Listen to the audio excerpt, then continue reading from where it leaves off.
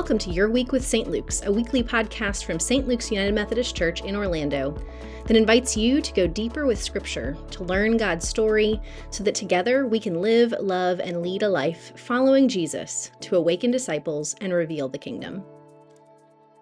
Hello, St. Lukers. It is Pastor Melissa here, and I am excited to begin yet another great series at St. Luke's with you.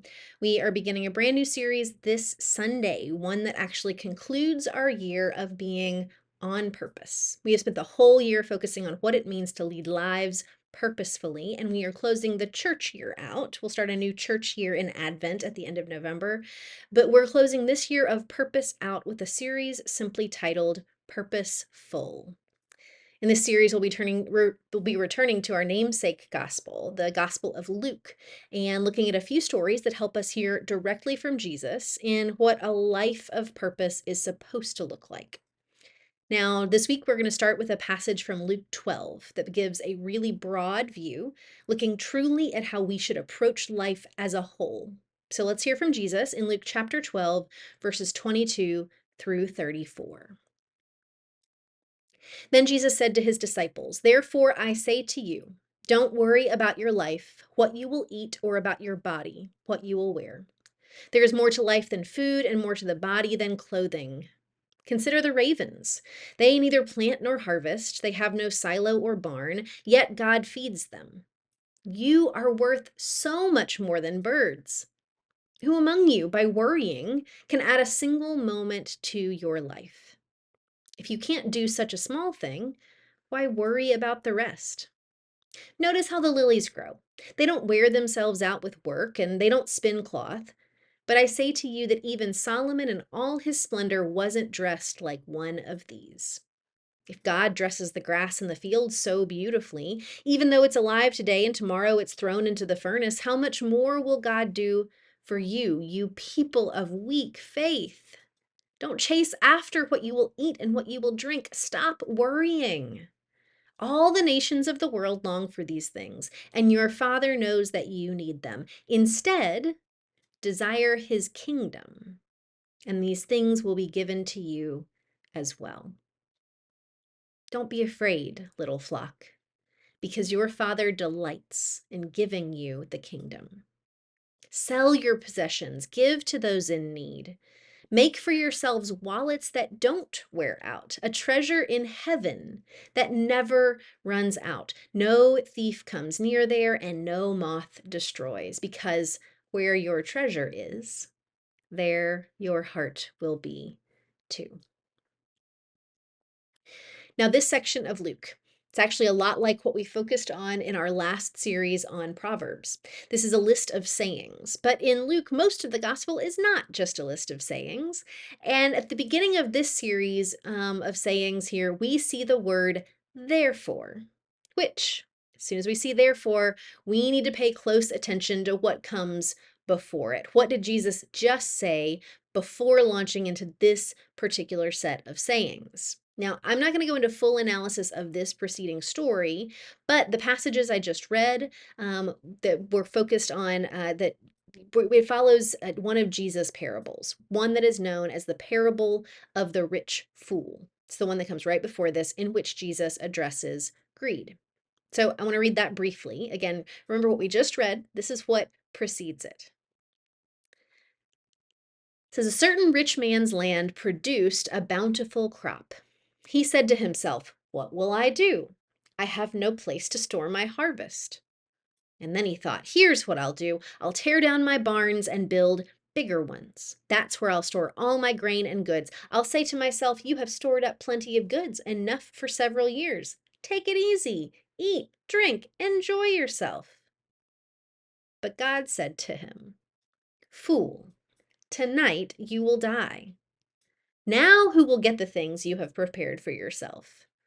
This is the way it will be for those who hoard things for themselves and aren't rich toward God. Whew. So, having read that, we now don't hear this series of sayings about not worrying totally out of context. Because after giving an example of what not to do, we get that instruction on what to do. Therefore, I say to you, don't worry about your life or what you will eat or about your body or what you will wear. There is more to life than food and more to the body than clothing. It's that connection between the story that was told and the characters there, and then these particular admonitions to Jesus listeners. So, throughout all of this, throughout what Jesus is talking about here, we have the theme of worry. And this is one of the key concerns that Jesus feels he needs to address with a first century community. Now, I feel like sometimes we glamorize the past as though we have dramatically different challenges in 2024 than our historical ancestors did. But we see right here worry. Worry was a key concern. Worry over having enough. Worry over being enough. Worry over having what you need and then maybe even hoarding more. One of the key concerns for first century folks as well. Worried about the basics of life, groceries, clothes, expenses. The temptation to hoard our assets or possessions or money is not a new 21st century concept. And this is one of the themes we see in both the Gospels of Matthew and Luke, but we see some specific characteristics in Luke's account of these topics. Because this passage is about stewardship of life. To lead lives with purpose, we are not stewarding our lives well if we are spending our days worrying, particularly about our own well being.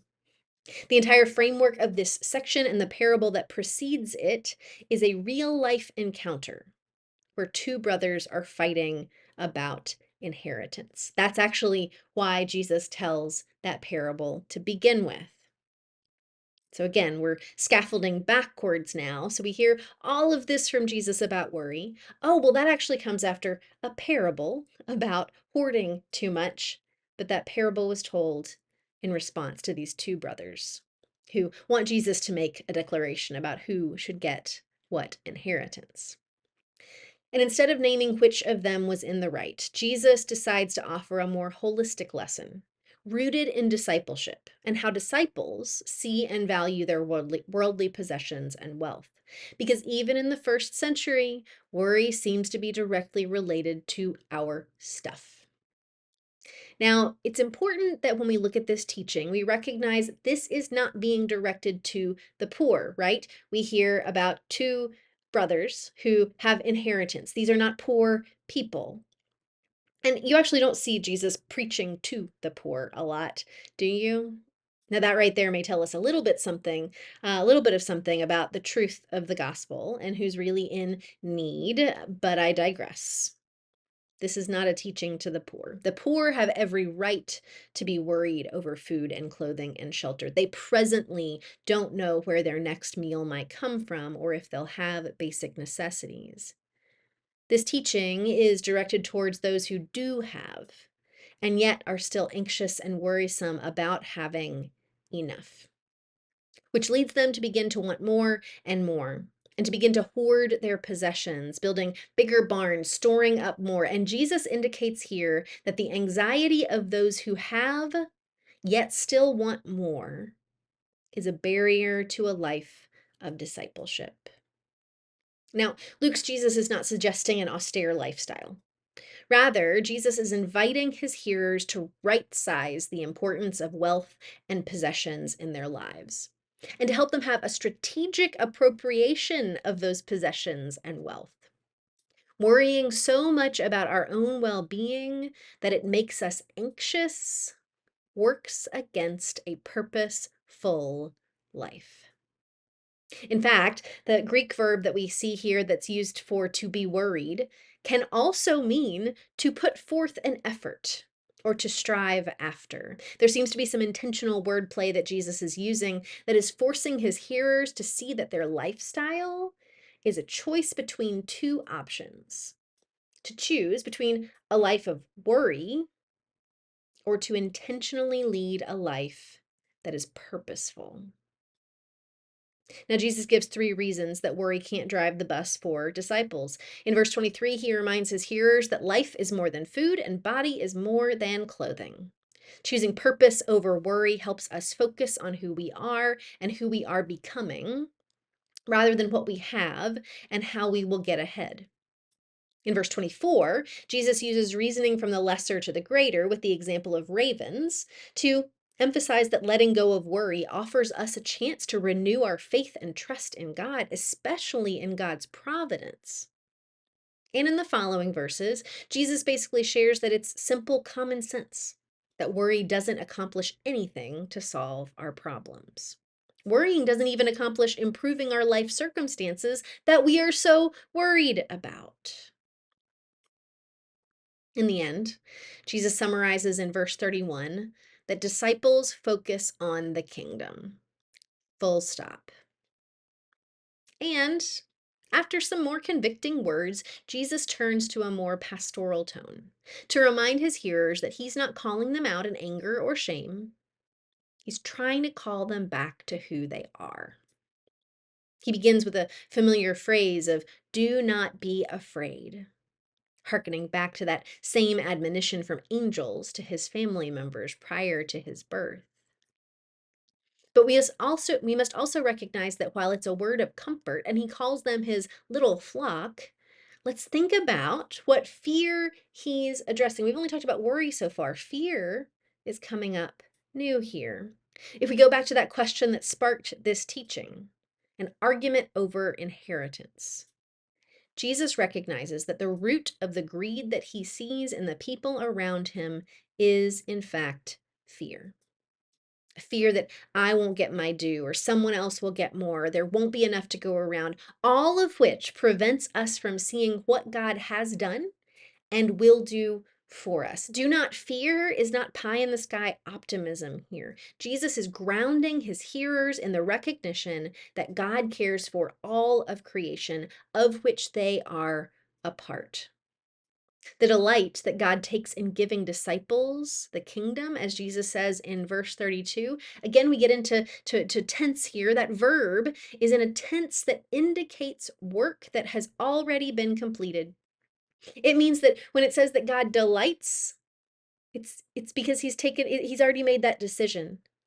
God has already decided to give us the kingdom. God isn't evaluating to determine whether or not we have earned it. Disciples are the inheritors of the kingdom, and thus, worry, yet again, does not line up with faith in God.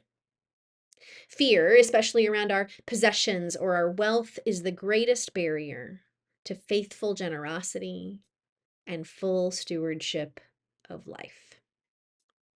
But we would be remiss if we didn't talk about one more key element that arises in this narrative related to what exactly it means for disciples to focus on kingdom things rather than worry for their own security. Jesus keeps a theme running throughout, even as he is focused on the individuals he's speaking to, of directing their attention outward. It's not just about worrying about our possessions and wealth, but are we using our possessions and wealth for the good of the community, especially the poor? It's not just not being afraid so as not to lead a life of greed, but are we allowing our wealth to primarily benefit our neighbors? Serving God with our lives means serving God with our things and our money too, and seeing them as an agent of God's service. It's why when Jesus wants to call the bluff in a way of the ones he's speaking to, he does so in verse 20 with the question of what would happen if you died tonight. Now, this isn't a where will you go question. That's not Jesus' concern anywhere in the Gospels. In fact, this is a then what was the point of all those barns you filled up with stuff question. What's interesting, because we know that Jesus' mission declared in Luke 4 is to bring good news to the poor.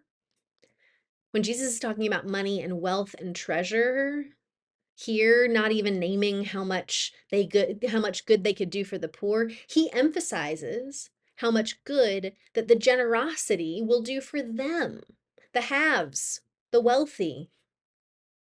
It's a given that giving money to the poor will help them be better off. But even Jesus knows here what brain scientists are just beginning to discover, that generosity helps us too.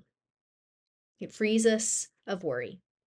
And it helps to alleviate the fear of not having enough. And in turn, that gives us more capacity for growing as disciples.